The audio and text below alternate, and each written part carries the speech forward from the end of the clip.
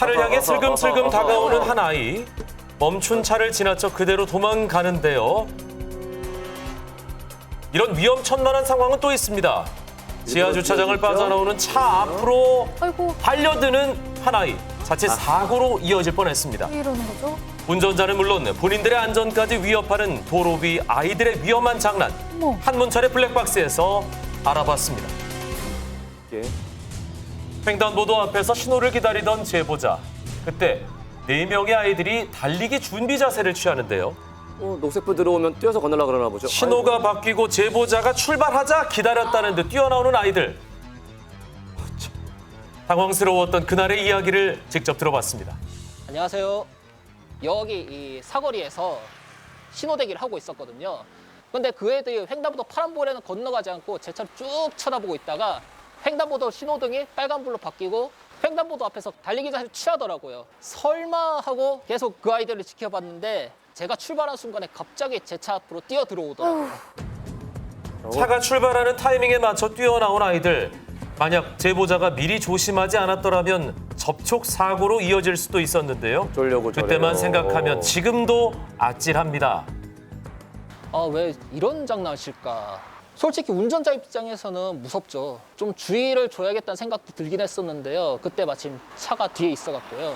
그러진 못했어요. 아이들의 위험한 행동 이뿐만이 아닙니다.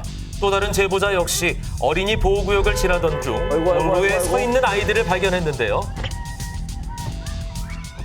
살짝 내리막길이 시작되는 도중에 아이들이 무단횡단한 모습을 보고 그냥 건너가겠거니 했는데 가만히 서서 저를 쳐다보고 있더라고요. 아이들이 장난을 애기들. 치는 거 실제로 제가 눈으로 본 거는 그때가 처음이었고요. 당황스러움이 진짜.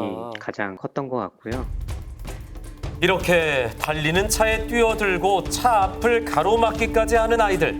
어린 맘에 하는 장난이라기엔 너무 위험한 상황이 연출될 수 있죠. 과연 또래 아이들의 생각은 어떤지 들어봤습니다. 이해가 안 되는데요? 위험한 그렇죠. 그냥 재밌어. 운전자를 놀린다고. 큰일 나요. 어린이들조차 위험하다 생각하는 행동들. 만약 사고가 난다면 처벌은 어떻게 될까요? 보호구역에서 어린이 사고라 해서 무조건 처벌되는 건 아니에요. 운전자에게 잘못이 있는 것을 전제로 어린이가 훨씬 더 잘못했지만 운전자에게도 조금은 잘못이 있다. 그러면 처벌받습니다. 하지만 운전자에게 잘못이 전혀 없는 경우는 일단 조사는 받지만은 처벌받지는 않습니다. 아이들의 이런 위험한 행동은 운전자에게 공포의 대상 그 자체입니다. 아이고야. 그렇다 보니 보호자들도 걱정이 앞서는데요. 그런 놀이 자체가 위험한 거잖아요. 어린아이니까 뭐 학교 같은 데서나 홍보를 해서 그런 일이 없도록 해야 되겠죠. 예를 들어서 신호등이 깜빡이면 절대 가지 말라고, 깜빡이고 있어도 넘어가지 말라고 그렇게 말을 하거든요. 모두에게 위험을 끼치는 아이들의 행동 더 이상 두고 볼 수만은 없는데요. 아휴. 문제를 해결할 수 있는 확실한 방법은 뭘까요? 이와 같이 위험한 놀이 못하게 해야 됩니다. 그러기 위해서는 첫째는 집에서 부모님들께서, 둘째는 학교에서 선생님들이 이와 같이 위험한 놀이는 절대 안 된다고 평소에 잘 가르쳐야 됩니다. 절대 안 됩니다. 운전자 측면에서는 어린이 보호구역에 어린이가 보이면 조심해야 됩니다. 어린이들은 언제 어떤 돌발적인 행동을 할지 모르기 때문에 어린이를 지나칠 때까지는 긴장의 끈을 놓아서는 안 됩니다. 도로 위 아이들의 위험한 장난 더 이상 반복되지 않도록 주의가 필요한데요. 피해가 커지기 전 교통안전을 위한 대책 마련이 시급해 보입니다. 빗길 고속도로를 달리던 제보자. 그런데 옆 차로에서 주행 중이던 차가 갑자기 중앙 분리대와 추돌합니다. 그러더니 제보자와 2차 추돌로 이어졌는데요.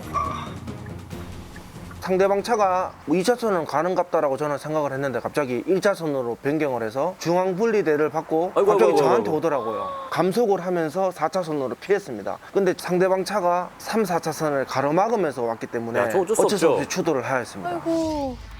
어휴. 큰일 날 뻔했네요. 사고 당시 핸들에 가슴을 부딪히며 구토까지 했던 제보자. 차도 크게 파손됐습니다. 아이고. 제보자는 고속도로 3차로를 정상적으로 달리고 있었습니다. 1차로 차가 빠르게 오네요. 그렇게 달려와서 2차로 갈 듯 하다가 이렇게 아이고 여기서 사고 날 때까지 4초가 채 안 걸리는데요. 이번 사고 과실비율 당연히 100대 0이겠죠? 그렇죠? 저희 보험사 측은 저희 무과실을 주장을 하고 상대방 보험사도 저는 과실이 그렇죠. 없다라고 얘기를 당연하죠. 들었습니다. 양쪽 보험사에서 100대 0이면 더 이상 문제 삼을 게 없는데 근데 뭐가 문제죠? 상대방이 변호사한테 의뢰를 해서 저한테도 20% 과실이 있다고 했어요. 아이고야. 나 100대 0 못 받아들이겠다. 변호사 선임해서 싸우겠다. 제보자에게도 20% 잘못이 있다. 이렇게 얘기하나요? 상대방이 중앙분리대를 받고 나서 저한테로 와서 3, 4차선으로 올 때 제가 피하지도 않고 추돌을 하였다고 저의 과실을 주장을 하고 있습니다. 상대차 저 뒤에 있었어요. 뒤에서 오던 차가 나 정상적으로 잘 가고 있는데 빠르게 나오면서 그런데 중심을 못 잡고 오! 이때 제보자는 어떻게 해야 될까요? 왼쪽으로 피할 수가 없어요. 왼쪽에서 저 차 튕겨 나오잖아요. 4차로를 피할 수밖에 없습니다. 4차로를 피하는데 4차로를 가로막으면 어떻게 해요? 갈 데가 없어요. 제보자에게 잘못이 있어야 그래야 90대 10이든 80대 20든 되는 거죠. 제보자에게 잘못을 1도 찾아볼 수 없습니다. 따라서 이번 사고는 100대 0이어야 마땅하겠습니다. 빗길에서는 평소보다 더 감속해야 사고를 예방할 수 있다는 것 명심하시기 바랍니다. 고속도로를 주행 중이던 제보자. 그런데 옆 차로에 흰색 차가 끼어들기를 시도하는데요. 급히 브레이크를 밟았지만 결국 멈추지 못하고 추돌하고 말았습니다. 이게 뭔 일이래? 고속도로 한 2차선에서 주행을 하고 있는데 3차선에서 깜빡이도 없이 갑자기 차선 변경을 하면서 앞으로 끼어들더라고요. 위험하게 차 부딪히는 순간에 하늘이 좀 노래지면서 큰일 났다라는 생각을 하고 속도를 먼저 줄여야겠다는 생각밖에 안 들었어요. 자칫 더 큰 사고로도 이어질 수 있었던 상황이었는데요. 제보자는 고속도로 2차로를 달리고 있습니다. 그런데 3차로에서 저 흰색 차가 트럭이 점점 가까워지더니 이런 트럭이 멈추고 이런 아이쿠 와 아이고 저 흰색 승용차는 왜 갑자기 꺾었을까요? 저 앞에 빨간 차가 가는데요. 저 빨간 차가 여기서 멈추는군요. 예, 빨간 차 멈추니까 트럭이 멈추고 저 흰색 차는 트럭과 너무 가까워서 트럭 들이밟을 것 같으니까 피하다가 이번 사고 과실비율 어떻게 진행되고 있습니까? 양측 보험사 쪽에서는 100대 0으로 제 쪽을 지금 무과실로 주장을 했는데 상대편 쪽에서는 지금 90대 10을 주장하고 있는 상태입니다. 허허, 90대 10이면 제보자에게도 10%의 잘못이 있다는 얘기인데요.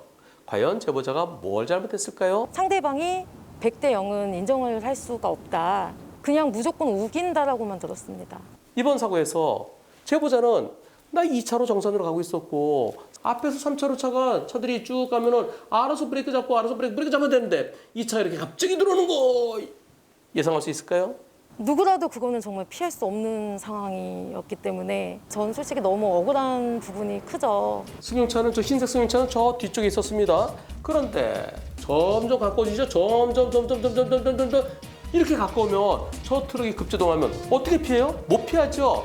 2차로에 제보자 차가 오는 걸 못 보고 트럭과 부딪히는 거 피하기 위해서 그냥 꺾은 겁니다. 이번 사고 제보자에게는 잘못을 찾아볼 수 없기 때문에 너무나 당연한 100대 0이어야 마땅하겠습니다. 섣부른 주행과 끼어들기는 금물. 안전거리 확보, 안전운전의 기본이라는 점 잊지 마시기 바랍니다.